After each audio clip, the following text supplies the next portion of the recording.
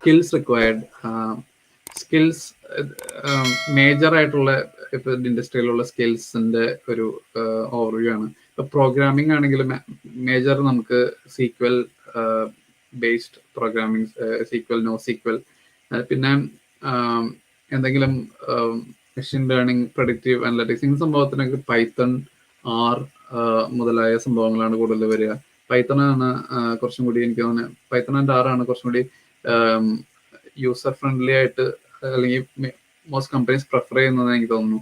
പിന്നെ statistical programming ഉണ്ട്, അതായത് കുറച്ചും കൂടി ഡിസ്ക്രിപ്റ്റീവ് അനലറ്റിക്സിന് യൂസ് ചെയ്യുന്ന ഒരു ഡേറ്റ കിട്ടിക്കഴിഞ്ഞാൽ അതിന്റെ നോർമാലിറ്റി, അത് വിത്തിൻ ഡേറ്റയുടെ ഡെഫിനേഷനിൽ കൊള്ളുന്ന രീതിയിലുള്ള ക്യാരക്ടറിസ്റ്റിക്സ് ഉള്ള സംഭവമാണോ എന്ന് ചെക്ക് ചെയ്യാൻ വേണ്ടി സ്റ്റാറ്റിസ്റ്റിക്കൽ പ്രോഗ്രാമിംഗ് അപ്ലൈ ചെയ്യും. SPSS എന്നൊക്കെ പറഞ്ഞിട്ട് ഒരു ടൂളൊക്കെ ഉണ്ട്, അതൊക്കെ യൂസ് ചെയ്യാം. പിന്നെ മൈക്രോസോഫ്റ്റിന്റെ പവർ ക്വയറി, ഡാക്സ്, നമ്മൾ ഈ മൈക്രോസോഫ്റ്റ് എക്സലിന്റെ നമ്മൾ മുകളിൽ ഫോർമുലാസ് എഴുതില്ലേ, അതെല്ലാം അതിന് സിമിലർ ആയിട്ടുള്ള സംഭവങ്ങളാണ് പവർ ക്വയറി, ഡാക്സ് ഒക്കെ വരിക. പിന്നെ big data, data storage, big data engineers ഒക്കെ യൂസ് ചെയ്യുന്ന Hadoop, Scala, Spark, PySpark, Impala, ഈ സംഭവങ്ങളെല്ലാം യൂസ് ചെയ്യും. പിന്നെ പ്രഡിക്റ്റീവ് അനലറ്റിക്സിന് യൂസ് ചെയ്യുന്നതാണ് TensorFlow, Keras, PyTorch, BigQuery, ഇങ്ങനത്തെ കുറെ പ്രോഗ്രാമിംഗ് ലാംഗ്വേജസ് ഉണ്ട്. മോസ്റ്റ്ലി എല്ലാം ഇപ്പൊ ടെൻസർ ഫ്ലോ, കേരസ്, ഇതെല്ലാം മെഷീൻ ലേണിംഗ് പാക്കേജസ് ആണ് നമുക്ക് മെഷീൻ ലേണിംഗ് മോഡൽസ് ഉണ്ടാക്കാൻ വേണ്ടി യൂസ് ചെയ്യുന്നത്.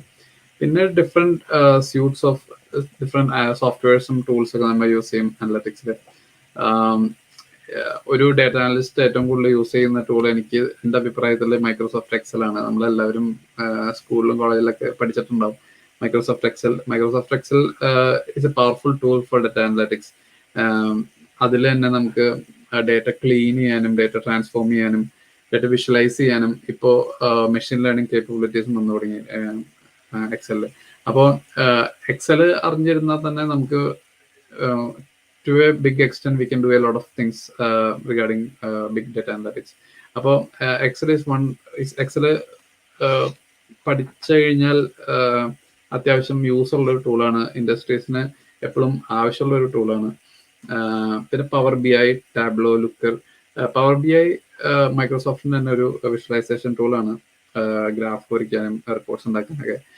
Power BI and Excel is a combination.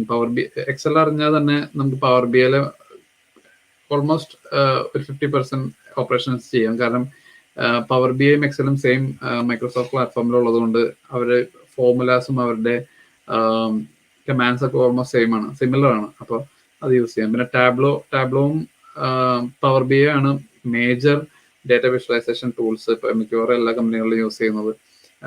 Tableau കുറച്ചും കൂടി യൂസർ ഫ്രണ്ട്ലി ആയിട്ടുള്ള ഒരു ടൂളാണ്. അതും ഡ്രാഗ് ആൻഡ് ഡ്രോപ്പ് ആണ് മിക്കവാറും എല്ലാം. നമുക്ക് അതിൽ അത്ര കോംപ്ലക്സ് അല്ലാത്ത ഡേറ്റ ആണെങ്കിൽ നമുക്ക് ജസ്റ്റ് ഡ്രാഗ് ആൻഡ് ഡ്രോപ്പ് ചെയ്ത് ഗ്രാഫ്സും വിഷ്വലൈസേഷൻസും ക്രിയേറ്റ് ചെയ്യാം. പിന്നെ ഇതെല്ലാം ഫ്രീ ആണ്. ഇപ്പൊ സ്റ്റുഡൻസിനും ഇതെല്ലാം ഫ്രീ ആയിട്ട് നമുക്ക് ഗൂഗിളിൽ ഡൗൺലോഡ് ചെയ്യാം, ഇന്റർനെറ്റിൽ ഡൗൺലോഡ് ചെയ്യാം, ടാബ്ലോ ഡൗൺലോഡ് ചെയ്യാം, പവർ BIയും എല്ലാം ഫ്രീ ആണ്. അപ്പോൾ നമുക്ക് ഇതൊക്കെ പഠിക്കണമെങ്കിൽ തന്നെ നമുക്ക് പൈസ ചെലവില്ല. നമുക്ക് തന്നെ നമ്മുടെ വീട്ടിലിരുന്ന് ഇതൊക്കെ ഡൗൺലോഡ് ചെയ്ത് നമുക്ക് തന്നെ സാമ്പിൾ ഡേറ്റ സെറ്റ്സ് ഒക്കെ ഓൺലൈനിൽ അവൈലബിൾ ആണ്. നമുക്ക് തന്നെ ഡൗൺലോഡ് ചെയ്തിട്ട് ഇതെല്ലാം യൂസ് ചെയ്ത് വിഷ്വലൈസേഷൻസ് ഉണ്ടാക്കാനും അനലറ്റിക്സ് ചെയ്യാനൊക്കെ നമുക്ക് തന്നെ ചെയ്യാവുന്നതുള്ളൂ. ലുക്കർ എന്ന് പറഞ്ഞ ഗൂഗിളിന്റെ ഒരു വിഷ്വലൈസേഷൻ ടൂളാണ്. പിന്നെ ജുപ്പിറ്റർ നോട്ട്ബുക്ക് കുറച്ചും കൂടി യൂസർ ഫ്രണ്ട്ലി ആയിട്ടുള്ള ഒരു പൈത്തൺ IDE ആണ്. അത് നമുക്ക് ഞാൻ യൂസ് ചെയ്യുന്ന ഒരു ടൂളാണ്. എനിക്ക് ഏതെങ്കിലും പൈത്തൺ സ്ക്രിപ്റ്റ് അല്ലെങ്കിൽ പൈത്തൺ ഡെവലപ്മെന്റ് ഉണ്ടെങ്കിൽ കുറച്ചുകൂടി ഇന്ററാക്റ്റീവ് ആയിട്ടുള്ള ഒരു IDE ആണ് ജുപ്പിറ്റർ നോട്ട്ബുക്ക്. ചെറിയ കോഡ് എഴുതാനും അത് റൺ ചെയ്തിട്ട് അത് ടെസ്റ്റ് ചെയ്യാനൊക്കെ യൂസ് ചെയ്യാം. പിന്നെ SPSS, SAS മൈനർ, ഇതെല്ലാം ഡേറ്റ മൈനിങ് ടൂൾസ് ആണ്. SPSS ഒരു സ്റ്റാറ്റിസ്റ്റിക്കൽ പ്രോഗ്രാമിംഗ് ടൂളാണ്. നമുക്ക് ഒരു ഡേറ്റയുടെ എല്ലാം നോർമൽ ആണോ, സ്റ്റാൻഡേർഡൈസ്ഡ് ഡേറ്റ ആണോ എന്നുള്ളതൊക്കെ എൻഷുർ ചെയ്യാനും അതെല്ലാം ഡിസ്ക്രിപ്റ്റീവ് അനലറ്റിക്സ് യൂസ് ചെയ്യുന്ന ഒരു ടൂളാണ് SPSS. പിന്നെ AWS, Azure, ഗൂഗിൾ ക്ലൗഡിന്റെ എല്ലാം ഈ പാക്കേജ് ഞാൻ നേരത്തെ പറഞ്ഞ പോലെ എല്ലാത്തിനും ഒരു സ്യൂട്ട് ഓഫ് ആപ്സ് ഉണ്ട് ഇതെല്ലാം ക്യാരി ഔട്ട് ചെയ്യാൻ വേണ്ടിയിട്ട്. അപ്പൊ ഇതെല്ലാം പഠിച്ചിരുന്നു കഴിഞ്ഞാൽ നല്ലതായിരിക്കും. പിന്നെ പ്രോഗ്രാമിംഗ് അല്ല, അതിനെ ഒരു സോഫ്റ്റ് സ്കിൽസും കൂടി നമ്മൾ അപ്ലൈ ചെയ്യണം. ഒരു ടെക്നിക്കൽ ആയിട്ടുള്ള നോളജ് മാത്രമല്ല ഒരു ഡേറ്റ അനലിസ്റ്റിന് ആവശ്യം. ഇപ്പോൾ ഒരു ഡേറ്റ കിട്ടിക്കഴിഞ്ഞാൽ അത് എങ്ങനെ വിഷ്വലൈസ് ചെയ്യും, അല്ലെങ്കിൽ വേറെ ഒരു മൂന്നാമതൊരാൾക്ക് മനസ്സിലാവാൻ അല്ലെങ്കിൽ വേറൊരാൾക്ക് മനസ്സിലാവുന്ന രീതിയിൽ ഈ ഡേറ്റ എങ്ങനെ വിഷ്വലൈസ് ചെയ്യാം എന്നുള്ളതൊക്കെ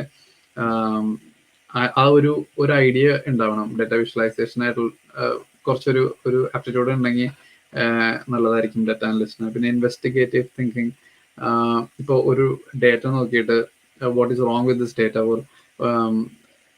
അത് ഒരു ഡേറ്റ ഇപ്പോൾ എന്തെങ്കിലും ഒരു എറേനിയസ് ആയിട്ടുള്ള ഡേറ്റ ആണെങ്കിൽ നമുക്ക് ആ ഡേറ്റ നോക്കിയിട്ട് അത് എന്തുകൊണ്ടാണ് അങ്ങനത്തെ ഒരു ഡേറ്റ ഡിസ്ക്രിപ്പൻസി വന്നത്, അല്ലെങ്കിൽ അത് നോക്കിയിട്ട് what will be the possible reason of the error എന്നുള്ളത് ഇൻവെസ്റ്റിഗേറ്റ് ചെയ്ത് കണ്ടുപിടിക്കാൻ പറ്റുന്ന രീതിയിലുള്ള മൈൻഡ് സെറ്റ് ഉണ്ടെങ്കിൽ ഡേറ്റ അനലിസ്റ്റിന്റെ ഒരു അഡ്വാൻറ്റേജ് ആയിരിക്കും.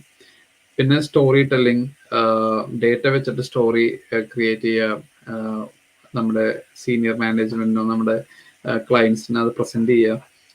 പിന്നെ നമ്മൾ വർക്ക് ചെയ്യുന്ന ഡൊമൈൻ നോളജ്, ഇപ്പോൾ ഞാൻ ഇൻഷുറൻസിലാണ് വർക്ക് ചെയ്യുന്നത്, അപ്പോൾ ഇൻഷുറൻസ് പരമായിട്ടുള്ള ഡൊമൈൻ നോളജ് അത്യാവശ്യമാണ്. ഇപ്പോൾ വേറെ ഒരു ഹെൽത്ത് കെയർ ഫീൽഡിലുള്ള ഒരാളാണെങ്കിൽ ഹെൽത്ത് കെയർ റിലേറ്റഡ് ഡേറ്റ ആയിരിക്കും ആൾക്ക് കിട്ടുന്നത്. അപ്പോൾ ഹെൽത്ത് കെയറിലുള്ള ഡൊമൈൻ നോളജ് ഇതെല്ലാം ഉണ്ടാവുന്നത് വളരെ നല്ലതായിരിക്കും.